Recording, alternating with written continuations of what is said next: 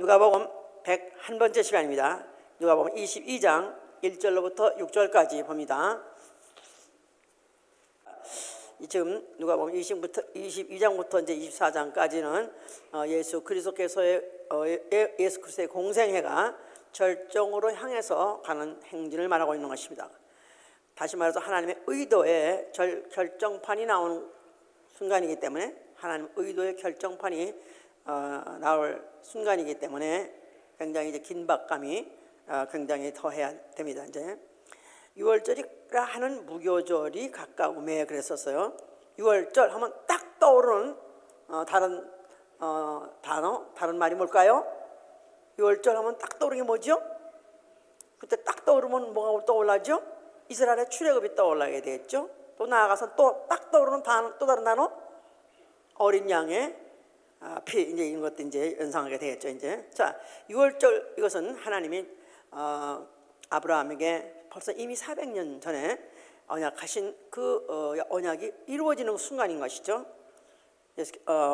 창세기 15장 13절에 내가 네 후손이 앞으로 이방에 객이 되었다가 이제 4대 만에 400년 만에 내가 그들을 다시 이 땅으로 돌아오게 하리라 하였던 그 예언이 드디어 4대 만에 430년 만에 정확하게 이루어진 날입니다. 그럴 때 표현하기를 여호와의 군대가 애굽을 나왔으며 그랬었어요. 여호와의 군대 들어갈 때 70여 명이 들어갔었는데 군대가 돼서 나왔다. 몇 명이 나왔다고 그랬죠? 몇 명? 상식적으로 이건 알아두면은 누구하고 말하다 기죽이기 좋아요. 왜냐하면 이건 뭐 크게 중요한 건 아니지만 몇 명이 나왔냐? 70명이 들어갔다가 60만 3,550명이 나왔죠. 이제 굉장한 숫자로 뿌려가지고 나왔어요. 바로 그날은 이스라엘은 민족에는 영원히 잊을 수 없는 그런 날이죠. 이제 자, 그래서 이제 바로 그들이 그 날에 나왔다. 그랬을 때 이제 그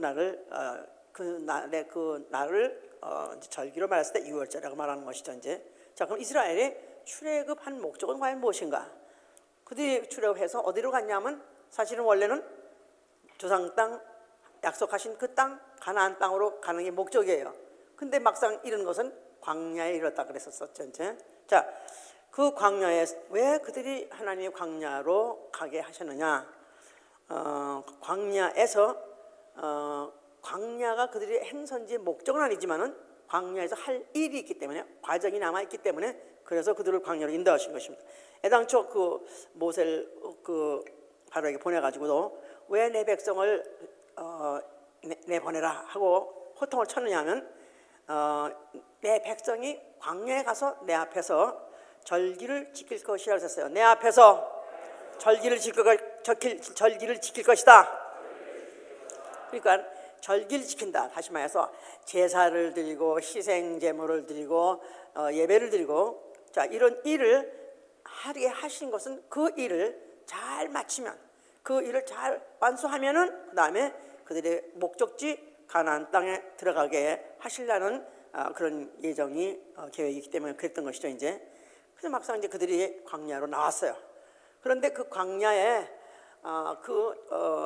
조건이라는 것은 뭐 이루 말할 수 없이, 이거는 정말 사람 살 조건이 아니죠. 정말 하루하루가 사는 게 지겨울 정도로, 지옥 같을 정도로 그런 아주 험한 길인 것은 그 길 자체가 험하고, 또 땅이 간조해서 물 한 모금 없고, 그 다음에 기온차, 밤과 낮에 그 기온 온도 차가 자그마치 50도가 있대요. 50도나 차이가 난대, 섭씨 50도로 차이가 난대요. 낮에는 40도 정도 고열이고, 밤이 되면은 마이너스 10도까지 내려간다니까, 거의 주야의 그 온도 격차가 50도가 난다니까, 이거 정말 미칠 지경인 것이죠. 이제 그러니까 이들이 그 길을 가면서 하나님을 원망하지 않을 수가 없었던 것이다, 이 말이에요. 그래서 그들이 10번이나 하나님을 원망한 나머지 그들이 그런 60만 5,500이라는 것은 이제 남자 장정이고, 그 모든 따라서 나온 아녀자까지 합해서 한 200만 명 된 중에서 결국 2명만 결국은 남고 나머지는 다 광야에서 없다가 죽은 바람에 애당초 출애굽의 목적은 조상 땅 가는 건데 그 땅을 이르지 못한 밟아보지 못한 채 그들이 다 도중하차 다 죽어버린 것이죠. 이제 이것이 이제 결국은 이제 우리 신앙생활의 거울인 것이죠. 이제 이것이 바로 우리들에게 경계의 거울로 주었다 그랬었죠. 우리 신앙생활을 광야 생활에 하고 나가서는 광야 교회 생활, 광야 생활, 광야 교회. 예, 그래서 출애굽기 7장에서는 우리가 바로 광야 교회에 지금 이 처해 있다 이렇게 말하죠. 그들은 원래 애굽에서 있을 때 세상 그 세상 임금 밑에 있었어요. 거기서 종살이 하고 있었어요. 그런데 모세를 보내가지고 그들을 이끌어냈을 때 그들은 극적으로 유월절 밤에 남았고 남아가지고 그다음에 그들이 홍해를 닥쳤을 때 홍해를 하나님이 가르시고 그 길을 통과하셨다 그랬죠. 그래서 이제 우리가 원래는 세상 임금 마귀의 종이었었고 우리 마귀의 지배 아래 마귀와 함께 결국은 그 착고에 풀리지 못해서 결국은 그 따라서 지옥 갈 수밖에 없는 그런 마귀의 종이었었고 소망 없는 자들이었었는데 예수 그리스도로 은혜로 말미암아 극적으로 거기서 탈출해 나와가지고 이제 그 홍해를 통과하듯이 마치 침례를 받는 것을 마치 바다 가운데서 침례받았다 하면서 모세에게 속하여 바다 가운데 침례받았다 하고 그렇게 이제 고린도전서 10장 2절을 표현하고 있죠. 원래는 애굽은 세상을 말하는 것이고 바로는 세상 임금 말하는 것인데 원래 인류는 다 모든 인류는 다 마귀 세상 임금 아래서 종로로 타있어서 결국 그 마귀와 함께 지옥 갈 수밖에 없었었는데 결국은 거기서부터 예수 그리스도 은혜로서 탈출해 나와가지고 예수의 이름으로 침례받고 그리고 이제 시작을 한 생활이 바로 광야 생활. 그러니까 그 광야 생활을 할 때 같이 그 무리로 가는 그 무리를 이제 광야 교회라고 말한 것이죠. 이제 유월절 바로 유월절이라 하는 무교절이 가까움에 그랬었어요. 유월절에 대해서 우리는 뭐 수도 없이 많이 들었습니다만은 유월절은 바로 출애굽기 12장에 바로 모세에게 부르셔가지고 바로 애굽에서부터 탈출하기 직전에 하나님이 지시하신 내용이 이제 유월절 그 내용인데 이것도 후에 그걸 기념해서 지키는 거 이제 유월절 행사고요. 그래서 이제 읽어봅시다. 다시 또 우리 그림자이지만은 이걸 확실히 알아야 오늘날 우리가 어떻게 살아야 되는 것을 알 수 있어요.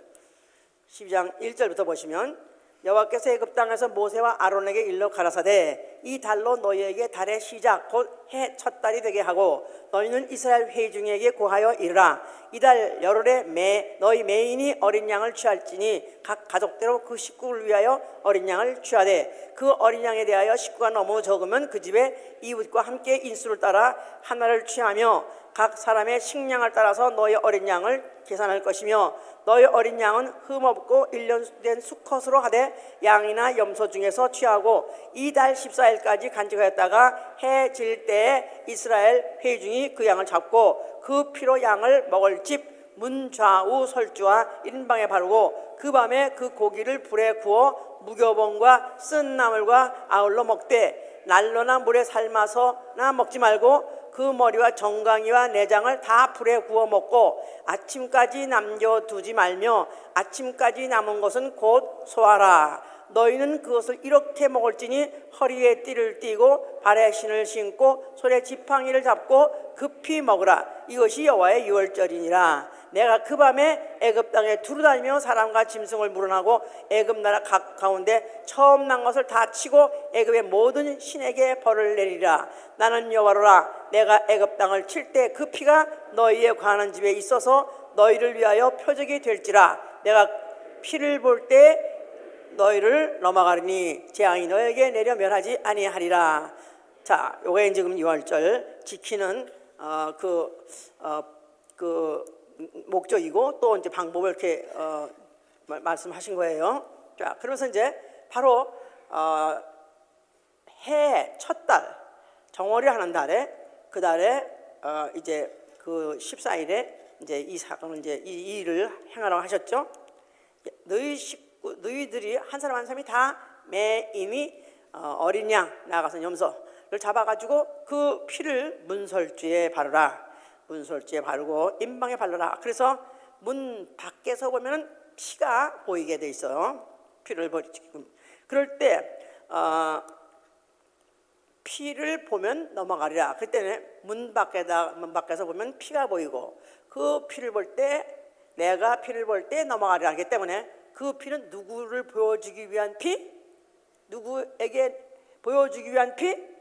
하나님이 대답도 안 하려고 그래. 지금 다 기운 없어서 그런 거야? 나는 괜히 기운 없는 척 하는 거야 지금 현재. 예? 예. 그 피는 문 밖에다 발랐기 때문에 바깥에서 여호와의 사자가 죽음의 사자가 그 집을 돌격하려고 그럴 때 그 피를 보게 되면 뛰어넘는다. 그래서 이제 패스오버라는 그런 일이 이제 일어나는 것이죠. 자, 문 밖에서 볼 때는 피를 보여주려고 하는 문 밖에 피를 칠한 것이고 문 안에서는 무슨 일이 일어나냐면은 양고기 그 잡은 양의 그 고기를 먹으라 그랬었어요. 그럴 때 머리도 또 정갱이도 또 내장도 다 구워서 먹되 그것을 하나도 남기지 말고 다 먹으라. 그래서 물에나 삶아서 먹지 말라. 그러니까 양 같은 건 삶으면은 그냥 묵이 돼 버리기 때문에 먹는 데 부담 없어요.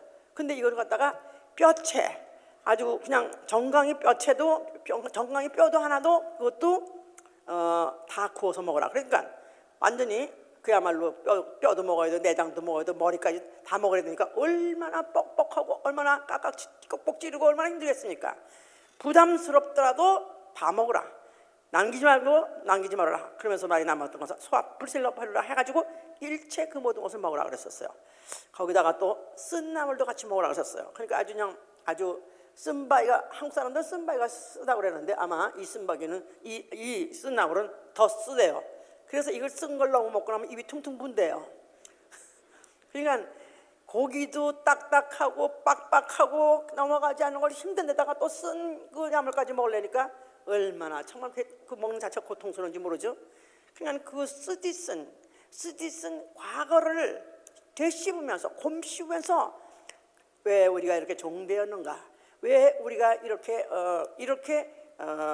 원래는 그 하나님이 여호와가 이스라엘의 하나님 되겠다 해서 하나님의 선민인데도 불구하고 우리는 어쩌다 우리가 여기서 이 종살이를 하고 이 고통의 나날을 보냈던가 하는 것을 돌아보면서 쓰디쓴 과거를 회상해가면서 그것에 대한 아주 참회와 함께 곰씹는 그런 일을 하게 하신 것이죠. 거기다가 이제 먹을 때 허리에다 띠를 띠고 신을 신은 채 손에 지팡이는 잡은 채 급히 먹으라 해서 요새 그냥 길에 가면서 먹는 이런 게 거기서 나온 것 같아. 아무래도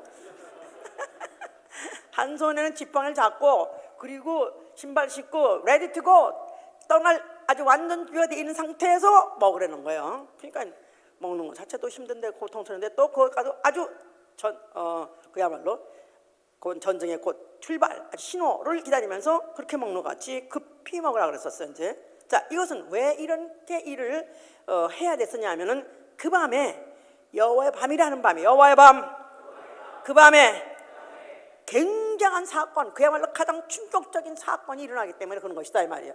애굽 전역에 각 집의 장자든가 아니면 모든 짐승의 막것들을 다 죽는 바로 그 한밤에 그런 큰 엄청난 사건이 일어나는데 그것을 피하고 거기서부터 이제 완전히 이제 벗어나는 그런 엄청난 사건이 이제 벌어지기 때문에 그랬던 것이죠. 이제 그래서 이게 아니라 그들이 이렇게 먹고 있는 사이에 애굽 전역에서는 호곡이 일어났다. 막 그냥 통곡이 일어나지 않은 집이 없다 그랬어요. 하여튼 용감이 죽든 맏아들이 죽든 외아들이 죽든 또 아니면 아주 애지중지하는 가축이 한 죽음이 없는 집이 한 집도 없이 그렇게 그들이 호곡을 그런 밤이었던 것이죠. 아주 충격적인 밤이죠. 깜깜한 밤 한밤중에 이렇게 각 집에서 다 그런 통곡 소리가 나서 얼마나 무서웠겠어요. 그래서 그들에게 그런 장자의 죽음이 그렇게 있었던 자체는 장자의 죽음이라는 자체는 혈통의 가게를 한 집의 혈통의 장자라는 것은 혈통 자체를 말하는 거나 마찬가지예요. 그러니까 장자 그가 만약 하다못해 자손이 없을 때는 찾아라도 그 장자에 들어가서 그 장자의 부인하고 동침해서 아기를 낳은 장자에게다 또 아들을 바칠 정도로 장자가 죽는다는 말은 완전 혈통 자체를 친다는 얘기이기 때문에 애굽이 얼마큼 저주받았냐, 하나님이 그 애굽이라는 나라를 갖다 얼마나 저주의 하나의 상징으로 나타냈냐면은 장자 없는 민족이기 된 거예요. 장자 없는 민족, 장자가 죽은 민족. 그러니까 그 후에 그 애굽 사람들이 오늘까지도 지금 존재하고 있고 존속되고 있다 할지라도 장자가 죽어버린 그런 민족이기 때문에 저주받은 백성이라 그런 뜻이나 마찬가지예요. 자, 이런 이것을 결국은 그들은 어떻게 면했느냐? 그들은 똑같이 애굽의 땅에서 같이 살았는데 어떻게 면했냐 하면 바로 그 날에 그들이 하나님의 지시하신 따라서 그 양의 피를 양을 잡아가지고 그 피를 문설주에 바르고, 그리고 그 안에서 말씀대로 양고기를 먹고 쓴나물을 먹고 또 곧 떠날 준비 찾아가고 있었기 때문에 그 밤에 그런 사건들이 막 지나갈 때 이들은 그 안에서 보호를 받았던 것이고, 그때로부터 시작해서 그들이 이제 그 애굽을 탈출하고 해방으로 나오게 된 것이죠. 이제 그래서 유월절이라고 하는 유월절이라고 하는 무교절이 이름에 무교절이 가까워요. 유월절이라는 무교절. 자, 그러니까 유월절하고 무교절은 물론 그 내용이 다르지만 동시에 시작해요. 동시적이에요. 동시적. 유월절과 함께 무교절이 같이 시작한다 그 말이에요. 자, 그러니까 이제 그 무교절이라는 것은 아시죠? 무교라는 것은 이스트를 넣지 않은, 누룩을 넣지 않은 빵을 말하는, 누룩을 넣지 않은 떡, 누룩을 넣지 않은 떡, 이스트를 넣지 않은 빵.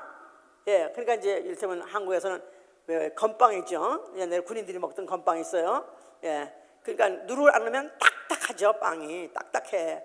근데 그것도 얇게나 하면은 씻기가 좋지만 두꺼우면 돌덩이에요. 돌덩이. 그래서 우리는 옛날에 그런 소다를 넣고 그런 빵을 했었는데, 그런 건 이제 없이 이제 무슨 칼국수, 그 칼국수가 보통 괜찮지. 수제비 같은 거 이제 엄마들이 이제 하려고 반죽하면 이제 그거 가지고 애들 나도 이것도 나도 이거 빨리 먹게 해줘. 이거 빨리 해서 끓여서 먹어야지. 이거 빨리 먹게 되면 그것도 한 덩어리 떼어가지고 불에 구워줘요. 그러면 그게 돌덩어리야 완전히. 그러니까 이들에게 유월절과 동시에 시작한 게 뭐냐면 바로 무교절에서 누룩 없는 떡. 그러니까 먹기에 이것도 굉장히 딱딱하고 부담스러운 떡이에요. 이제 자, 이런 떡을 먹기를 시작하되 7일 동안 먹으라 썼어요. 그래서 만약에 유월절과 동시에 시작한 무교절을 만약에 누룩 있는 떡을 먹으면 이스라엘 백성 중에서 끊어지지 않으니까 죽인다는 거예요. 그러니까 만약에 유교병을 먹으면 죽여버리기 때문에 병을 먹을 수 없게끔 그들이 이제 그렇게 계명을 받은 것이죠. 이제 그래서 출애굽기 12장 15절이나 17절에 무교절을 지키라. 너희 군대가 애굽 땅에서 인도받아 나왔느니라. 이걸 바로 기억하라 그 말이에요. 그러니까 바로 유교절이 시작하면서 무교절을 같이 이제 유교절을 지내면서 무교절이 같이 시작하는데, 양의 피를 먹고 양의 피를 뿌리고 양고기와 쓴나물을 먹고 죽지 않은 사람, 일단 양의 피를 뿌려서 바깥에 바르고 또 그 양고기를 먹고 쓴나물을 먹고 그리고 살아남은 사람, 죽지 않은 사람, 그 밤에 그들은 뭐 했냐면은 누룩 없는 떡을 급히 물에다가 밀가루 반죽해가지고 그걸 싸매가지고 내고 나갔다고 그랬었어요. 그래가지고 그들이 이제 앞으로 어디 홍해 지나서 광야에 가서 그 떡을 이제 드디어 이제 먹기 시작했던 것이죠. 이제 자, 이것을 우리가 비춰봤을 때 우리의 믿음이라는 것은, 그리스도인의 믿음이라는 것은 첫째, 유월절 양 예수 그리스도의 공로를 예수 그리스도의 공로 나가서 예수 그리스도의 피를 힘입고 시작하는 것이에요. 유월절 양, 고린도전서 5장 7절은 예수를 뭐라고 말하면 유월절 양이라고 해요. 유월절 양, 예수 그리스도의 피를 힘입고 그 피 뿌림을 받아서 내 영혼의 문설주에다가 그 피를 뿌렸을 때 누가 보기 위한 피? 하나님이 보시기 위한 피.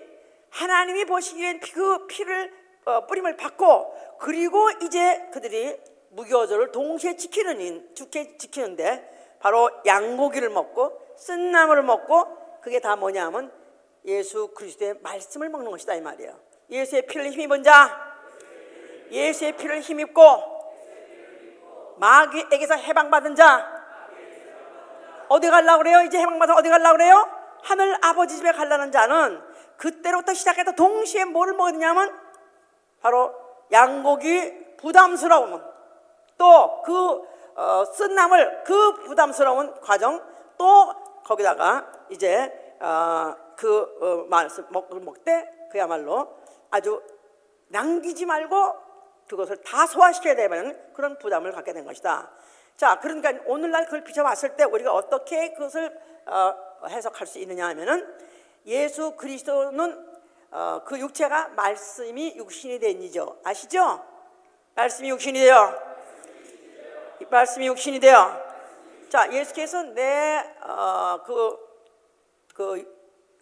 돌아가시기 전에 유월절 예를 지키실 때 제자들에게 그가 떡을 나눠 주시고 또 잔을 나눠 주셨어요. 그러면서 떡을 주시면서 이 떡은 내 살이니라 하셨어요. 이 떡은 내 살이니라. 또 그리고 이 잔은 내가 너희를 위해서 흘리는 피, 바로 죄 사함을 위해서 흘리는 피라고 하셨어요. 그러니까 예수께서 그가 이제 그 피를 뿌리는 이유는 죄 사함을 주시려고요. 아멘. 죄 사함을 위해서 흘리신 피, 속죄의 피, 예수의 피를 힘입고, 자, 예수의 피를 힘입다 할 때 그것은 뭐 큰 부담이 없어요. 예수가 일방적으로 시작해 죽으시고 흘리신 피니까 영접하면 되니까, 영접하면 내가 그 피를 뿌리빔 받은 것이요 내 영혼에 내가 그 피를 맞은 것이다 이 말이야. 자, 그런데 그가 그 육체는 말씀이 육신으로, 말씀이 피로, 말씀이 살로, 그렇죠? 말씀이 육체되어, 말씀이 피가 되어, 말씀이 살이 되어. 그러니까 육체는 피와 살이죠. 육체는 피와 살, 육체는 피와 살, 그렇죠?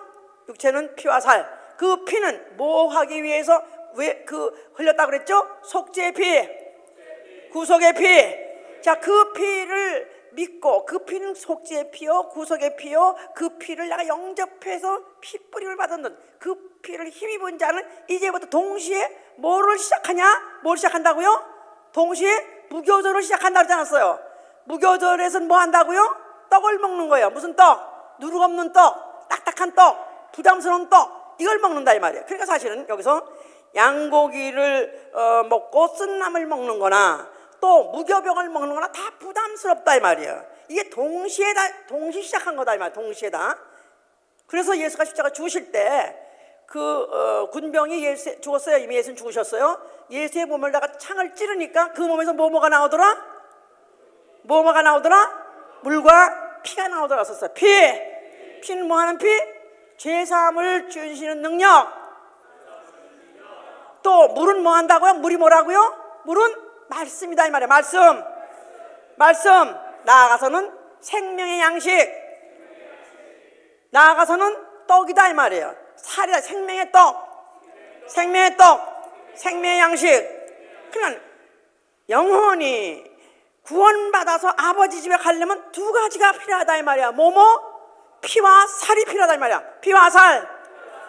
피는 은혜로, 예수 그리스도 십자가에서 죽으심으로 은혜로 뿌려주신 거예요. 영접하면 되는 거예요. 피 뿌림 받으면 되는 거예요. 그러나 이제부터 피 뿌리는 동시다발적이라는 거지. 동시에 이 사건이 일어나야 되는 것은 그 살을 먹어야 되는 것인데, 그 살은 마치 양고기를 뼈채, 정강이채, 내장채 다 구워서 그냥 다 소화시켜야 되는 것 같지. 남기지 말고 다 먹으는 거예요. 남기지 말고 다 먹으라. 자, 그러니까 예수의 피를 힘입고 이제 마귀의 종에서부터 해방받은 자는 해방이다 해서 이제부터는 해방된 영마차 태극기를 날리며 그냥 방종하면서 마음대로 맞대로 살아가 아니라 내가 예수의 피를 힘입어서 마귀의 종대도 해방된 자는 이제부터 모세에게 속하여, 그래서 모세에 속하여, 하나님에게 속하여, 그래서 그 속하여서 바다 가운데서 침례를 받았다. 그렇기 때문에 그것도 그 하나님에 속해서 이제부터 마귀에서 끊어져 나와서 하나님에 속한 하나님 백성 되기 위해서 우선 과거를 장사 지내는 그런 침례를 받은 것이고, 그때로부터 시작해서 그들이 이제 그 반죽해가지고 나온 그 무교봉을 이제 홍해를 지나서부터 먹기 시작했다 그랬었어요. 이제 자, 그러니까 그때 그러니까 양고기 먹는 거나 뼈채 먹는 거나 똑같은 거예요. 또 무교병 먹는 거 똑같은 것이다 이 말이야. 이게 다. 자, 그러니까 그럴 때 정갱이를 꺾지 말라. 정갱이를 꺾지 말라. 그래서 예수의 그 정갱이를 꺾지 말고 하는 건 이제 아까 그 출애굽기 12장에 있었죠. 근데 여기 지금 예수 그리스도가 십자가 죽으셨을 때 이제 그 죽음을 확인하려고 다른 강도들은 다 뼈를 꺾었다 그래서 이게 정갱이를 다 꺾었다 그랬었어요. 그런데 예수의 다리만큼은 꺾지 않았다라 그랬었어요. 예수의 다리는 꺾지 않았다. 왜 꺾지 않았을까요? 예수는 유월절 양이기 때문에. 유월절 양 꺾지 말고 먹어야 되기 때문에 안 꺾었다 이 말이에요. 아시죠? 무슨 말인지? 예수의 다리는, 예수의 정갱이는 꺾지 않았다. 자, 예수는 그 몸 자체가 말씀이 육신이 되는 거야. 말씀. 자, 그런데 아버지의 말씀은 진리로 쏘이다. 진리. 그러니까 예수 그리스도의 몸 자체가 말씀인데 그 말씀이 우리가 그 피를 힘입은 자들이 그 말씀을 먹고 산다 할 때 그 말씀은 꺾지 않는 것이다 그 말이에요. 말씀은 분석하지 않는 것이다. 말씀은 꺾지 않는 것이다. 말씀은 절충하지 않는다. 말씀은 부담스럽더라도 다 먹어야 된다. 진리는 절충하지 않는다. 진리는 다 소화시켜야 된다. 아멘입니까? 자, 이런 생활을 광야 중에서 계속 했을 때 이 생활을 광야교회 생활을 한 것이다. 광야교회 생활. 자, 그래서 이 사도행전 7장 38절 이렇게 표현하고 있어요. 모세 이 사람은 누구냐 하면 그가 광야교회 우리와 함께 있었고 또 생명의 도를 받아 우리에게 준 자라. 생명의 도. 그러니까 우리가 오늘날 말씀을 듣고 살아야 되는 것도 바로 생명의 도다 이 말이야. 생명의 도. 이 생명의 양식을 우리는 먹어야지 광야를 통과하는 것이고, 그리고 원래 목적지인 아버지 집, 소위 말해서 우리 나가원을 통해서 갈 수 있는 것이다 이 말이에요. 자, 그래서 이 광야 생활이라는 것은 이건 피치 못하는 거예요. 광야 생활은 너무너무 당연한 것이고, 이거는 이 애굽에서부터 가나안 땅 사이에 이 광야라는 것은 결국은 통과하지 않고는 갈 수 없는 필수의 바로 마쳐야 될 길인 것이죠. 이제 자, 광야 생활, 바로 이것을 교회 생활 한다는 거예요. 이 광야 생활 자체가 얼마나 무미건조한지 몰라요. 그렇죠? 먹는 것도 딱 만나 하나밖에 없는 거고, 또 옷도 입고 나온 걸 40년 동안 내내 입었고, 신발도 해지도 않아가지고 갈아 신지도 않고, 그냥 그야말로 서로 보기에도 너무 지겹고, 너무 지겨워, 너무 세임 멤버, 세임 표정, 근데 다른 게 있다면 가다가 엎드려 죽는 사람들이 나오는 거라. 이거 변화는 그것밖에 없어. 먹는 거 하고 입는 거 하고 가는 길을 똑같이 구름 기둥 불기 따라 그냥 똑같은데, 변화가 있다면 가다가 그냥 펄떡펄떡하고 그냥 털썩 그냥 주저앉아서 죽어버리는 그런 사건만이 그들의 다른 사건이었지, 밤낮 똑같은 무미건조한 생활이다 이 말이야.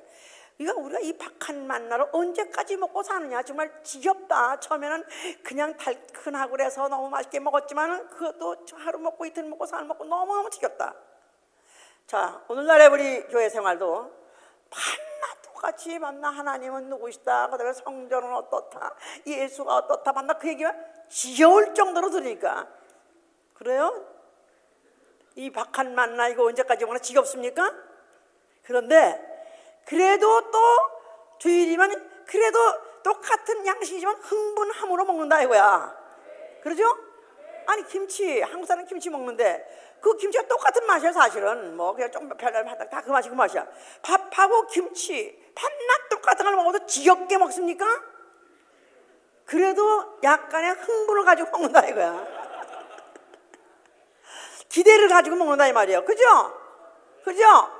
그리고 뭐 어쩌다가 뭘 딴 걸 또 먹었어요. 그런데 역시 그래도 또 먹고 나면 야, 그래 밥하고 김치가 제일 좋아. 그렇죠? 자, 아무리 무미건조하고 단순한 생활이 할지라도 우리에게 필요한 양식은 오로지 하늘에서 내리는 양식, 예수 그리스도 말씀이다 이 말이에요. 아멘, 할렐루야. 자, 근데 그러면서 그들이 뭐 했냐면 광야에서 하나님을 섬기라 그랬기 때문에 예배하고 희생제물을 드리고 또 섬기는 일, 그 일을 계속해서 해야 됐었어요. 그래서 그 일을 계속해서 잘 섬긴 자, 잘 그렇게 섬긴다면 결국 이제 조상 땅으로 인도를 받을 수 있었는데 그들은 다 실패했죠. 이제 우리의 신앙생활은 것은 세상을 등지고 사는 생활이에요. 세상의 문화와 세상의 풍조를 거부하고 사는 사람이에요. 우리는 세월이 가는지 내월이 가는지 밤낮 한낮 뻔하죠. 뭐 이거 끝나면 이거고 저거 끝나면 저거고 다 스케줄이 다 짜 있어요. 벌써 우리 교회는 스케줄이. 그런데 이 일을 우리가 똑같은 일 간다 할지라도 우리는 똑같은 일이 반복된다 할지라도 앞으로 가고 있다 이거야. 아멘? 그러죠? 뭐 1월 정월 달에는 벌써 뭐 하고 2월 달에는 뭐 하고 3월 달에는 뭐 하고 스케줄이 다 있어요. 그런데 정체되어 있는 것이 아니라 1월이 가고 2월이 가고 3월이 가고 뭐 14년이 가고 15년이 가고 16년이 가면서 우리는 계속해서 앞으로 가고 있다 그 말이에요. 그렇죠? 탱크가 바퀴가 탱크 바퀴 안에는 밤낮 거기서 돈다고. 탱크 안에가 아시죠? 궤도가 있고 그걸 돌리는 그 안에 바퀴들이 있어요. 걔는 거기서만 돈다고. 그렇게 거기 돈다고. 응? 알아? 그거? 탱크 한번 생각해봐. 탱크에 그 바퀴를 좀 생각해보라고. 탱크는 이런 그 궤도를 안에 요만한 바퀴들이 이렇게 있어가지고 고개 막 돌리면서 그 탱크의 널판 같은 것들이 하나 탁탁 떨어지면서 돌리면서 앞으로 간다고. 길을 깔아가면서 도는데 결국 그 안에 있는 것들은 밤낮 거기서 뱅뱅 도는 거야. 뱅뱅 도는 거야.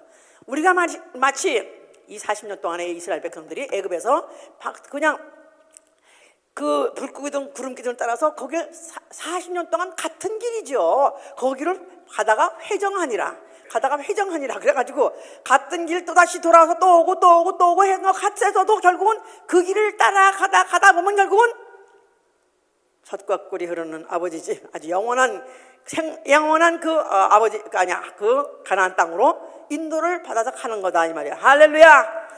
그러니까 같은 생활, 무미건조한 단순한 생활을 한다 할지라도 우리는 오늘도 가고 있다 그 말이에요. 어딜 향해서? 아버지 집을 향해서 가고 있다 그 말이에요. 궤도 이탈하면 못 가는 것입니다. 궤도의 안에서 지자에서 100명 돌아야 가는 것이지 거기서 하나 더 나사가 빠져나오면 갈 수 없는 것이다. 그러니까 그래서 아주 그들로 하여금 서서 먹고 또 허리 띄고 그리고 서서 또 급히 먹으라 그랬으니까 마치 신앙생활은 그렇게 긴박감이 있어야 되고 절박감이 있어야 되는 것이다 이 말이야. 신앙생활에는 긴박감이 있어야 된다. 절박감이 있어야 된다. 오늘 안 하면 내라지 뭐 이렇게 그냥 당장 난리할 것 마냥 왜 여기 이렇게 급하게 서두냐 그러는데 그렇게 급히 떠날 준비, 언제든지 주님 오시면 우리는 떠날 준비가 되어 있는 것입니다. 아멘, 할렐루야. 나는 주님 오신 날에 이 세상을 유감없이 떠날 것이다. Ready to go! 기다리고 같이 떠날 준비, 만반의 준비가 돼 있어야 되는 것이다 이 말이에요. 그런데 이들이 이렇게 떠났는데 그들이 중간에 애굽으로 돌아가자 그런 말을 했다 이 말이에요. 애굽으로 돌아가자 하는 자들은 다 죽었습니다. 애굽으로 돌아가자 하면 장관 세우면서 거기 가표 던지는 다 죽었습니다. 앞으로 전진해서 가야 되는 것이다 이 말이에요. 아멘. 그러니까 뒤로 돌아가자, 뒤를 돌아본 놈들은 다 애굽을 돌아봤다는데 애굽은 세상이에요. 성경에서 애굽은 세상을 돌아보는 자, 세상의 풍조를 그리워하는 자, 세상의 문화에 탐닉된 자 결국은 다 엎드려 죽습니다. 다 엎드려 죽습니다. 사실은요, 우리 이 생활은 너무 아무것도 아니에요. 우리 예수님께 유난하게 너무너무 사생활을 할 수가 없고, 너무 세상과 절연돼 있고 세상의 문화와 같은 것에서 배제하는 것 같이 이런 것 같지만, 우리는 아무것도 아니요. 우리 중에서 만약에 그때 광야에 이스라엘 사람 중에 하나였다면 광야를 통과할 사람이 우리 중에 있었을까? 하나도 아닌 것 같아요. 나는 다리가 아파서 보나마 다리 아파서 어떻게 아주 그냥 나는 우선에 참지 못해서 나는 벌써 아주 40년 가기는 나는 며칠 만에 죽었을 것 같아. 며칠 만에. 다행히 그래도 지금 은혜 시대, 성령 시대에 또 광야 교회에 더군다나 이 동일한 목적을 품고 동일한 방향을 향해서 가는 우리 교회가 있다는 사실에 감사해요. 아멘. 할렐루야. 제가 오늘도 잠깐 이제 시간이 그래서 이제 우리 교회 인터넷을 좀 들어봤어요. 그러다가 이제 찬양 사이트를 좀 그게 어떻게 좀 되고 있나 보느라고 좀 봤는데, 물론 기술적으로 뭐 그냥 무슨 이런 힐송이니 뭐 이런 데에 비하면은 기술적으로는 부족하지만은 그래도 그 찬양을 보고 내가 울었어. 그래도 이들은 예수를 만난 사람이구나. 그래도 이들은 어디로 가고 있는지 방향을 아는 사람이구나 느끼면서 막 눈물이 나더라고요. 그래도 내가 이들과 함께 있다는 게 너무나 감사하구나. 같이 가고 있다는 게 너무나 감사하구나. 영감이 있더라고요. 기도 영감이 있어. 우리가 광야에 있다 할지라도 광야 교회에서 같은 방향으로 같은 페이스로 가고 있는 동지, 우리의 형제자매가 있는 것을 감사하세요.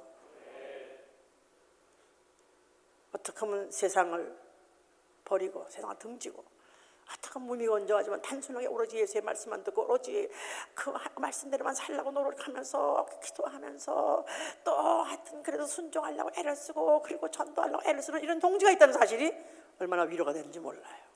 이 중에서 하나도 도정하차 없이 하차한 자 없이 다 길을 마치신 여러분 되실 예수님으로 축원합니다.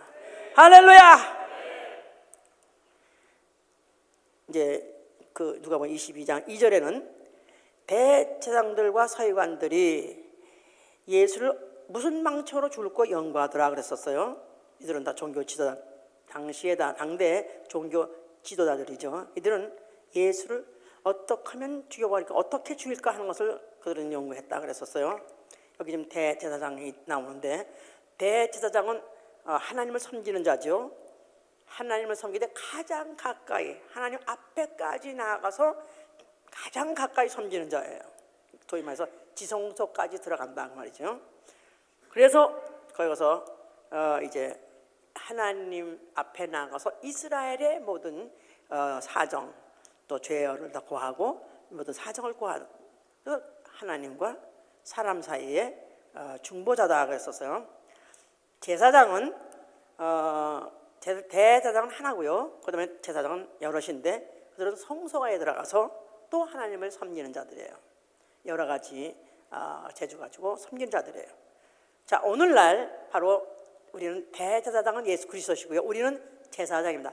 만인 제사장, 여러 가지 재주로 어떤 사람은 노래하는 자로, 어떤 사람은 악기 연주하는 자로, 어떤 사람은 글을 쓰는 자로, 어떤 사람은 또 무슨 운전하는 자로, 어떤 사람은 또 음식하는 걸로 해서 여러 가지 재주 가지고 섬깁니다. 비록 복해서 주방장 아니라도 좋아, 설거지를 하시더라도 제사장이에요. 나는 제사장이다. 나는 설거지 담당 제사장이다.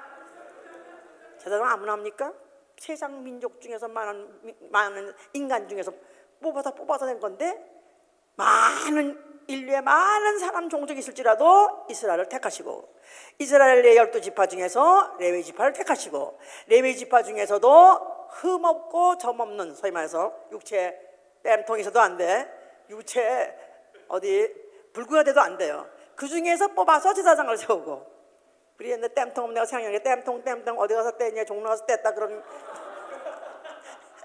땜통이 뭐냐면 여기 남자들 머리에 흉 있잖아요. 그러면 이게 보여 성이 그걸 이제 땜통이라 그랬는데 그럼 그걸 보면 또 놀려서 땜통 어디 가서 떼냐? 종로 가서 떼지. 그러면 안 된다 이거야. 그러니까 정수리부터 발끝까지 흠이라고 없는 사람, 불구가 아닌 사람을 뽑아서 그게 제사장이 될 수 있는 건데 그 중에서 또 이제 대표를 한 사람 뽑은 사람이 이제 대제사장이라고 했던 거예요. 자, 우리는 만인 제사장 되었다고 베드로전서 2장 5절에 되어 있습니다. 내가 예수의 피를 힘입고 예수의 피로 정결하게 씻김 받고 그리고 뭐 맑은 물로 다 씻어가지고 맑은 물로 다 깨끗이 씻기고 속에 고이부터 시작해가지고 옷을 다 입히고 하여튼 절차를 밟아가지고 세상의 일을 만들었는데 우리는 다만 우리는 예수의 피로 거듭나고 성령의 기름을 부음받고 제사장이 된 거예요. 예수의 피로 거듭나고 성령의 기름을 부음받아 제사장이 되었다. 자, 대제사장은 홀로 한 사람만이 1년 1차씩 요거 보세요. 한번 히브리서 9장 27절.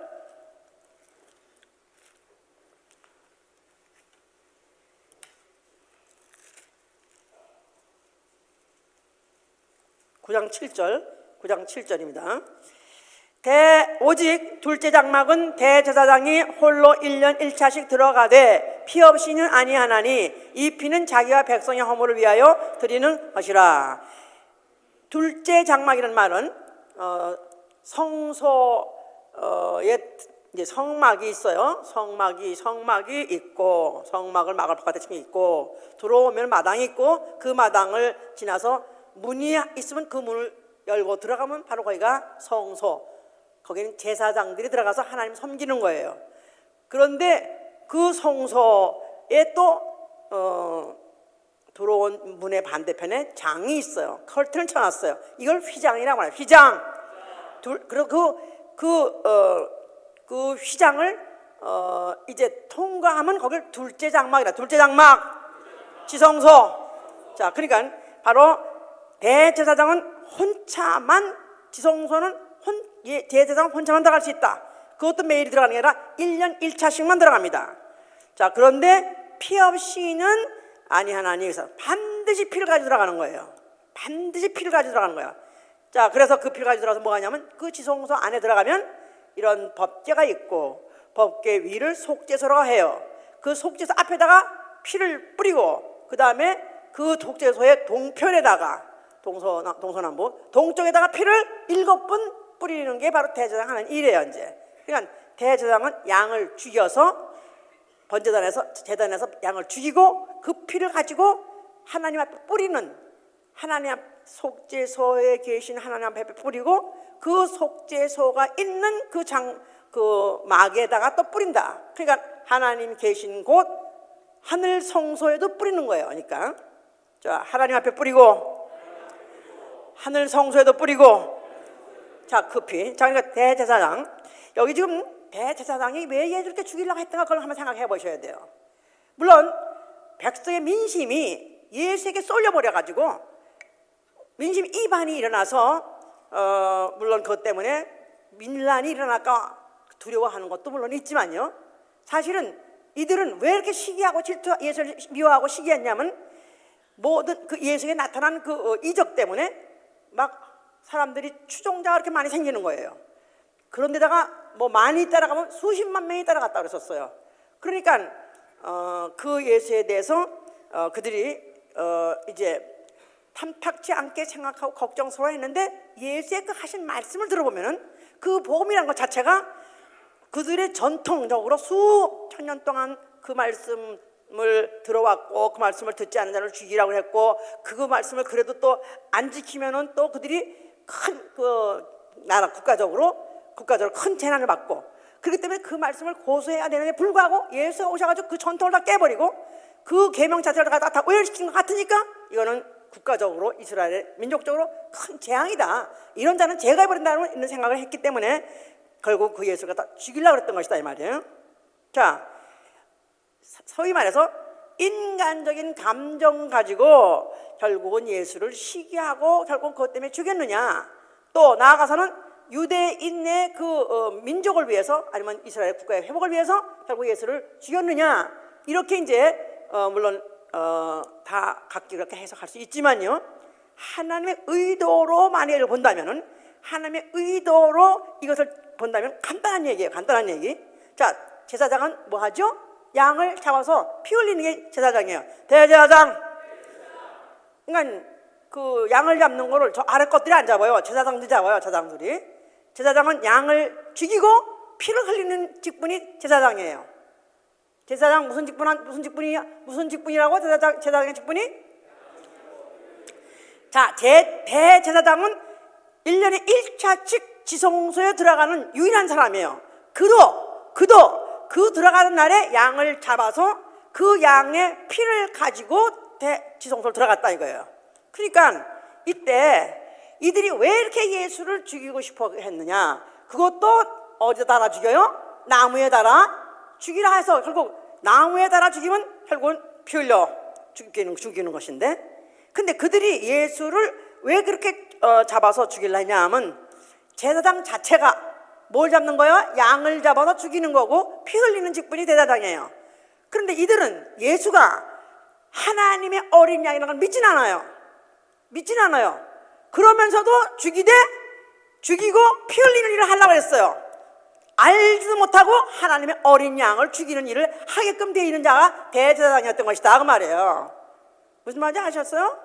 그냥 우연이 아니라 딱 벌써 이미 하나님의 의도를 딱 그렇게 이미 정해놨기 때문에 대제사장이라는 사람은 예수를 보면 죽여야 되겠다. 뭘로? 잡아서 죽이되 피 흘리면서 죽여야 되겠다는 충동을 갖고 있었던 것이다 이 말이에요. 자, 결국은 그것이 바로 그들의 대제사장을 하나님 예수 이전에 성소를 세우시고 성전에서 제사를 지내게 하고 제물을 또 죽이게 하고 그 양을 잡아서 피를 흘리게 죽이는 수천 년 동안 있던 모든 전례 행위가 결국은 대제사장들이 할 일이요, 바로 그 대제사장이 바로 결국은 누구를 죽이려는 거냐면 하나님의 어린 양 예수를 죽이고 그 피를 뿌리려고 한 것이다 이 말이에요. 그게 딱 들어맞는 것이다 그 말이야. 무슨 말인지 알았어요? 자, 제사장은 양을 죽이고 양은 제사장에 의해서 죽고, 자, 세 번만 해보세요.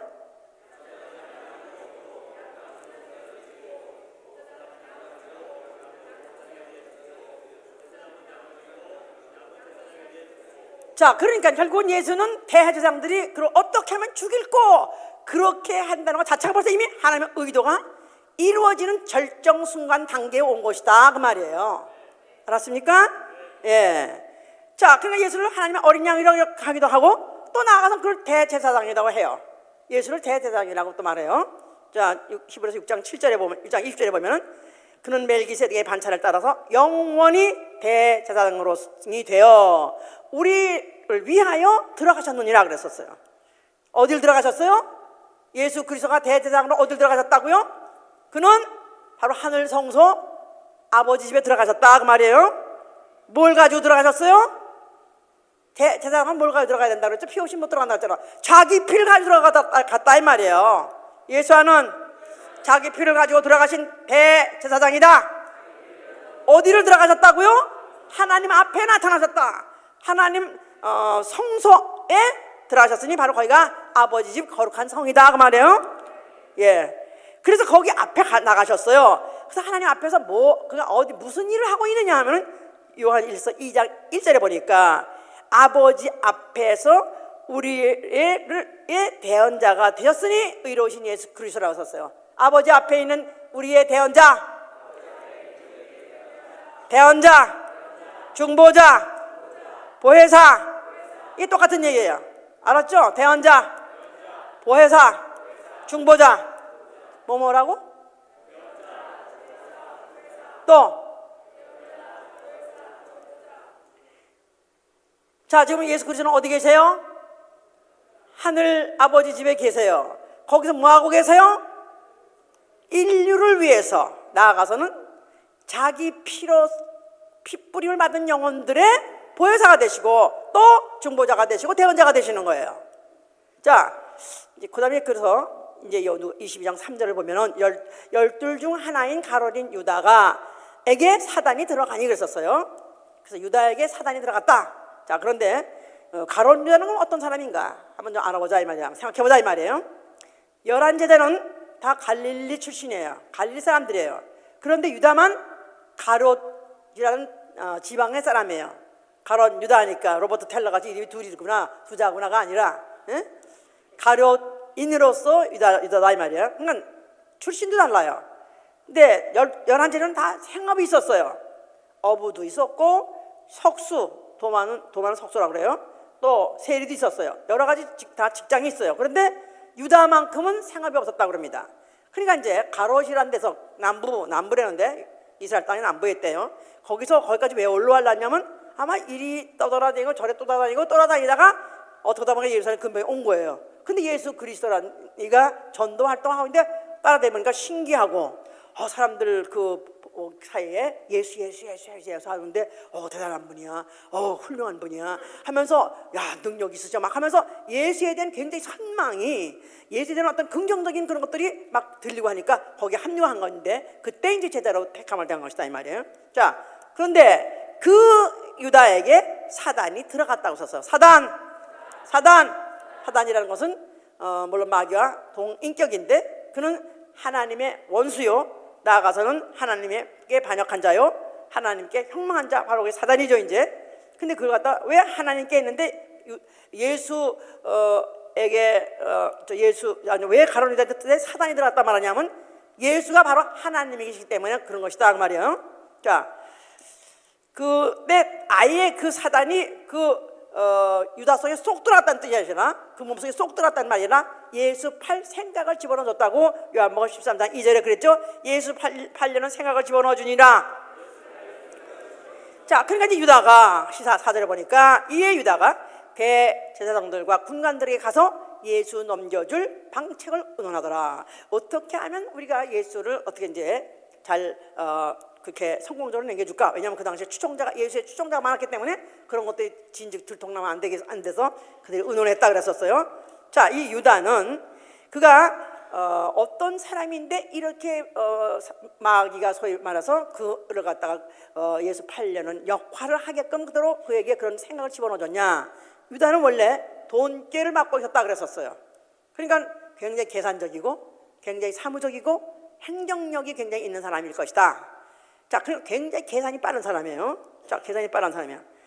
어떤 사람들은 그가 예수를 왜 팔았는가 하면은 은 30을 탐이 나서 그래서 그걸 돈을 챙기려고 그래서 결국은 그 가룟 유다가 예수를 팔았다. 이렇게 이제 해석하는 신학자가 있는데요. 은 30까지 나중에 뭐 했냐니까 아주 나쁜 땅도 아주 나쁜 척박한 땅에 사람 하나 매장할 수 있는 땅값이 바로 은 30이에요. 그 정도의 매력을 느끼고 그 돈 때문에 가룟 유다가 아니죠. 가룟 유다는 더 큰 꿈을 가지고 더 큰 프로젝트를 가지고 자, 예수를 3년 동안 따라다녀 보니까 이 예수는 보통 분이 아닌 거라. 그의 인품도 그렇고 그의 또 언어도 그렇고 그의 또 삶도 그렇고 그 능력도 그렇고 이를 추정할 자, 이와 비할 자가 아무도 없는 건데 이런 일을 어떻게든지 그리스도, 소위 말해서 그 로마 정권을 전복시키고 그 다음에 이스라엘 나라를 갖다 세울 수 있는 그를 갖다 왕으로 추대하면은 분명히 민중들이 봉기할 것이다. 그렇다면 이제 바로 우리나라가 바로 이스라엘 나라가 회복이 될 것이다는 이런 거대하고 웅장한 꿈을 갖고 있는 사람이에요. 그런데 이제 그렇게 되려니까 어떻게든지 이 예수 그리스도를 더 옹위하고 더 그걸 갖다가 그 일을 하게 할 수 있는 그런 전 스텝으로서 예수를 세상에서 인정받아야 되겠다. 세상 사람들에게 예수 그리스도에 대해 어떤 오해가 있는 것들을 풀어서 어떤 예수 그리스도에 대해서 증거를 하면은 어쩌면 그런 꿈이 이루어질 수 있다고 생각했기 때문에 결국은 팔게 됐다 이 말이야 이제.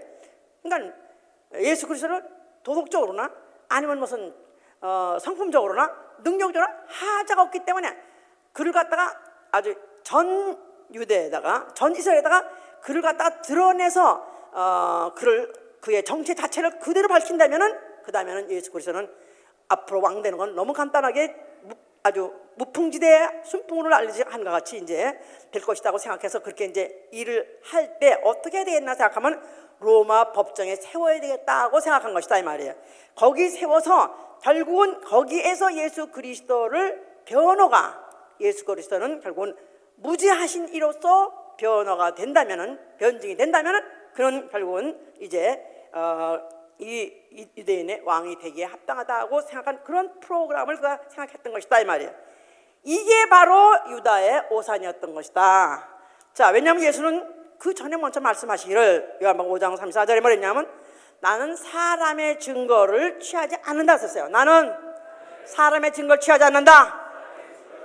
내가 가면 보혜사가 오실 것이요, 보혜사가 오시면 나를 증거하려 했었어요. 보혜사가 오시면 나를 증거할 것이요, 너희도 처음부터 나와 있으므로 나를 증거할 것이다.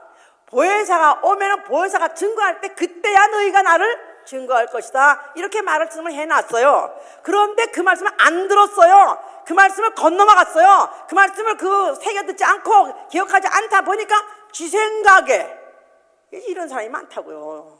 지금 말씀을 안 듣고 지 생각에 중요한 구절은 다 잊어버리고, 아니 듣지 않고 건너버리고, 그리고 지 생각 가지고 결국은 예수를 돈 받고 팔아서 그거 챙기자. 아니 그게 아니죠. 세상 법정 그중에서 가장 세계에서 권위 있는 법정이 로마 법정인데, 로마 이 제국의 법정에다 세워서 거기서 무죄가 판명만 된다면 그가 왕 되는 것, 그가 유다의 왕 되는 정도가 아니라 세계를 아브라함이 약속하신 열방의 12개 아비가 되는 것에 대해서는 이건 시간 문제다, 이렇게 생각했던 이 사람은 굉장한 야심이 있던 사람이다 이 말이야. 자, 그런데 예수께서는 보혜사가 오시면 보혜사라는 것은 파라클레토스, 이건 법정 용어라고 그랬었어요. 법정 콜트에서 쓰는 용어다. 변호사, 경호자, 봉사자, 위로자, 이런 뜻이 있습니다. 그런데 지금 요새 이 보혜사라는 말을 이상하게 위로자로만 많이 해석을 하고 있어요. 그래서 성령이 오시면 위로하신다. 이 성령의 보혜사 중에 위로자는 뜻이 있지만, comforter, 물론 보혜사야 위로자는 뜻이 있지만, 그것을 너무 강조하다 보면 인본주의로, 마치 성령은 인간을 위해서 온 것 같이, 인간을 위로해 주기 위해서만 온 것 같이 이렇게 생각해요. 성령은 누굴 위로하시는 거예요? 예수를 위로하시는 거예요. 성령은 예수를 변하고, 성령은 예수를 경호하고, 성령은 예수를 봉사하는 영이시다. 그렇죠? 그냥 이거 지금 예수를 빼놓고 성령을 설명하기 때문에 인본주의로 가는 것이다 이 말이에요. 자, 이 변호자는 원래 국가 인정하는 자격을 얻은 사람이에요. 어떤 범인이 혐의를 받았어요. 그러면 그러다 법정에서 변호하는 그런 자격을 가진 사람인데, 비록 살인죄라도, 비록 현장에서 살인을 받다 할지라도 재판을 막 반드시 해요. 그리고 또 그를 위한 변호사가 있어요. 돈 없으면 국선 변호사라도 세워주게 해요. 그러니까 변호사는 꼭 법정에 필요한 사람이에요. 변호하는데 죄인으로 몰린 사람, 혐의자를 변호하기 위한 바로 가 바로 변호사요. 다시 말해서 보혜사라는 뜻이다 그 말이에요. 이제 성령은 바로 예수를 변호하러 오신 영이다. 말해보세요. 뭐를 변호하려고요? 예수 그리스도를 변호하다. 왜 예수는 변호자가 필요합니까?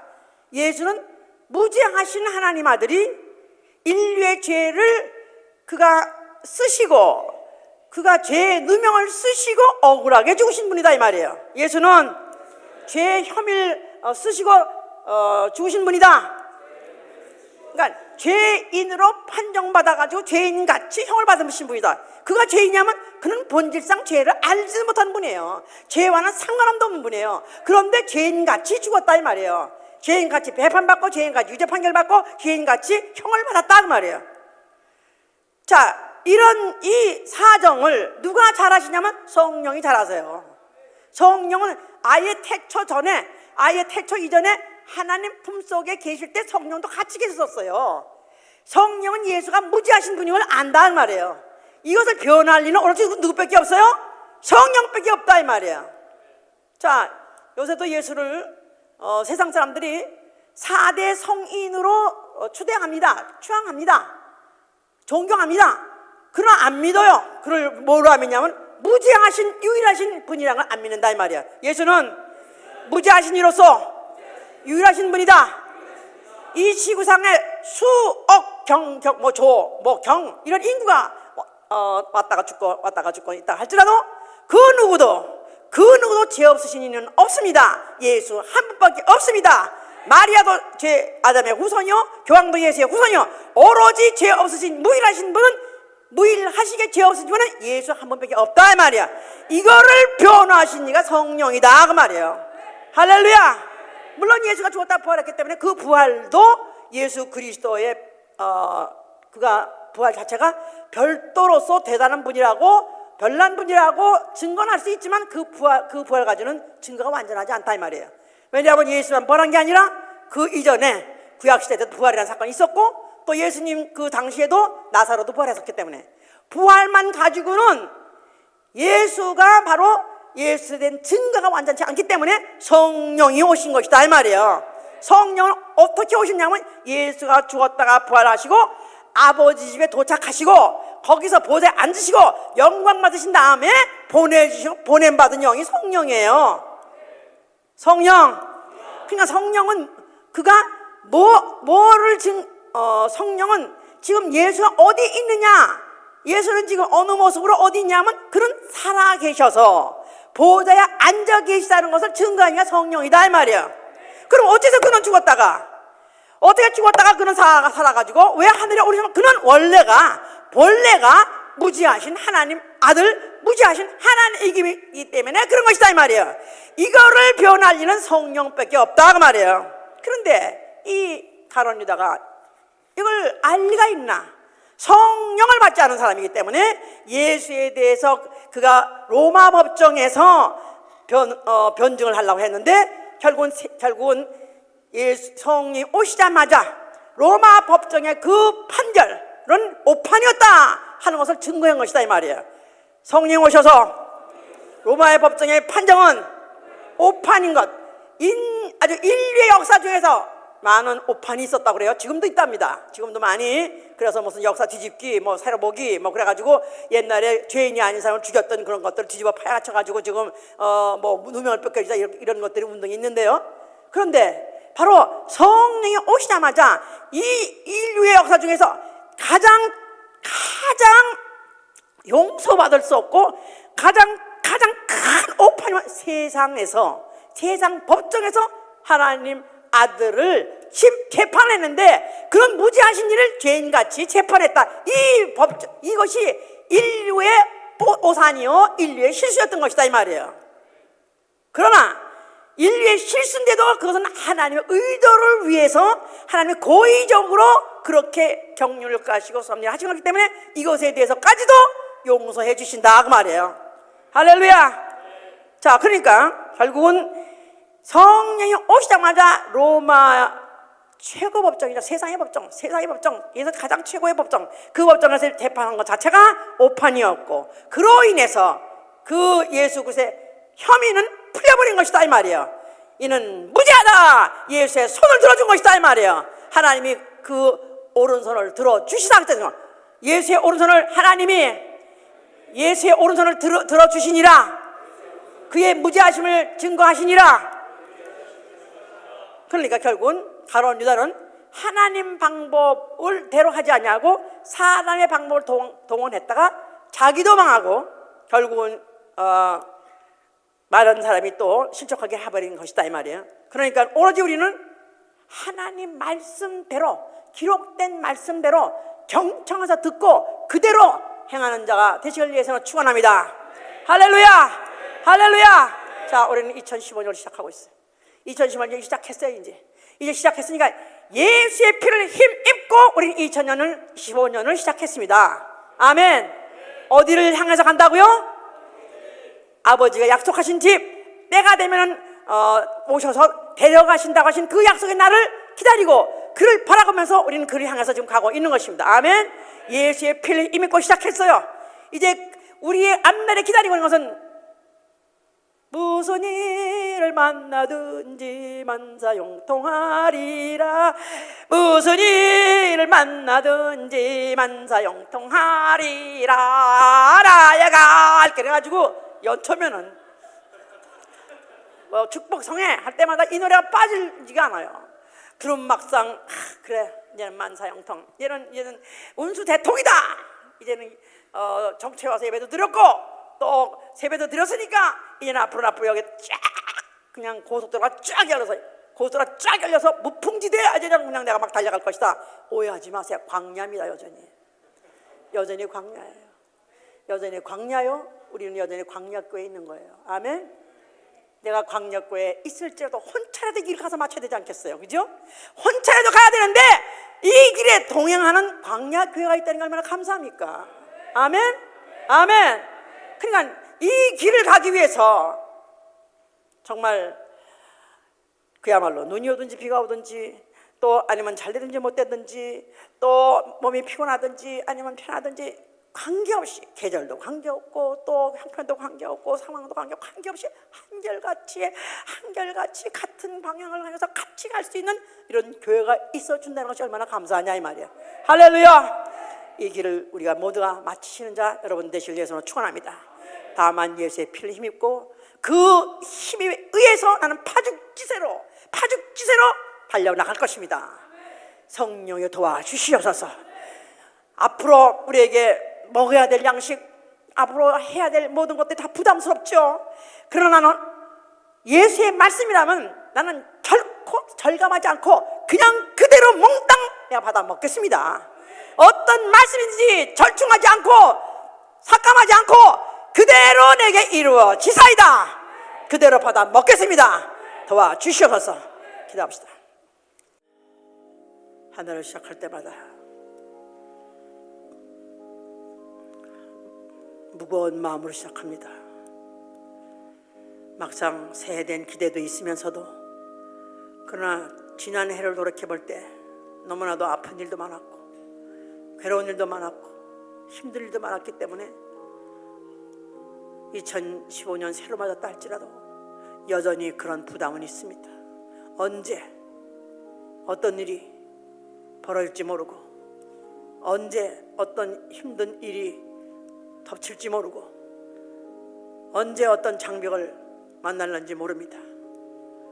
나의 앞길은 깜깜한 한밤중에 시작한 출애굽한 이스라엘 백성의 행로같이 앞이 보이지 않습니다.